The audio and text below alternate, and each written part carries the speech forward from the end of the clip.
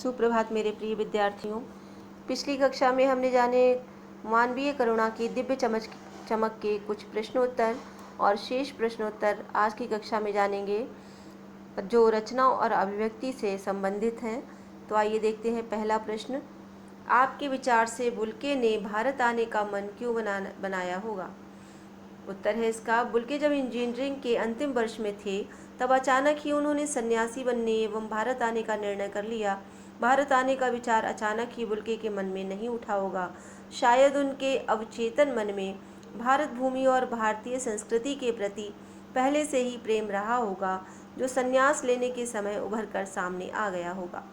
अगला प्रश्न है, बहुत सुंदर है मेरी जन्मभूमि रेम्स चैपल।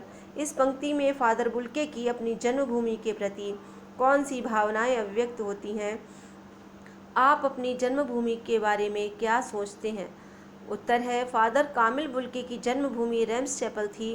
फादर बुल्के के इस कथन से ये स्पष्ट होता है कि उन्हें अपनी जन्मभूमि से बहुत प्रेम था तथा वे अपनी जन्मभूमि को बहुत याद करते थे। मनुष्य कहीं भी रहे, परंतु अपनी जन्मभूमि की स्मृतियाँ हमेशा उसके साथ रहती हैं। हमारे लिए भी हमारी जन्मभूमि अनमोल है। हमें अपनी जन्मभूमि की सभी वस्तुओं से प्रेम है।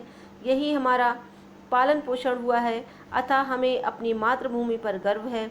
हम चाहे जहाँ भी रहें, परंतु ऐसा कोई भी कार्य नहीं करेंगे जिससे हमारी जन्मभूमि को अपमानित होना पड़े। अब देखते हैं भाषा अध्ययन। मेरा देश भारत विषय पर 200 शब्दों का निबंध लिखिए। तो ये आप स्वयं लिखेंगे कि मेरा भारत देश, जो भारत है वो कैसा है, उसमें कौन सी विशेषताएं हैं, क्या क्या है, वह सब आप अपने इस निबंध में सम्मिलित करेंगे। अगला प्रश्न है, आपका मित्र हडसन एंड्री ऑस्ट्रेलिया में रहता है। उसे इस बार की गर्मी की छुट्टियों के दौरान भारत के पर्वतीय प्रदेशों के भ्रमण हेतु निमंत्रित करते हुए पत्र लिखिए। तो ये पत्र भी आप स्वयं लिखेंगे। अगला प्रश्न है, निम्नलिखित वाक्यों में समुच्चय बोधक छांट कर अलग लिखिए। का है, तब भी जब इलाहाबाद में थे और तब भी जब वह दिल्ली आते थे।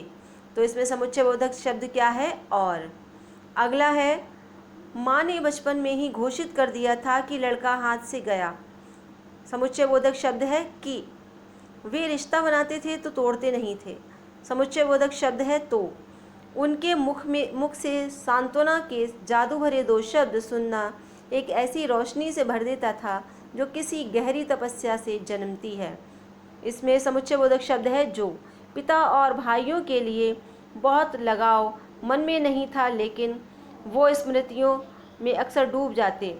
तो इसमें समुच्चय बोधक शब्द है लेकिन। तो विद्यार्थियों, पाठ्येतर सक्रियता आपको नहीं करनी है, आपको सिर्फ उत्तर पुस्तिका में प्रश्न संख्या 12 तक ही पूर्ण करना है। आज के लिए इतना ही छात्रों, धन्यवाद।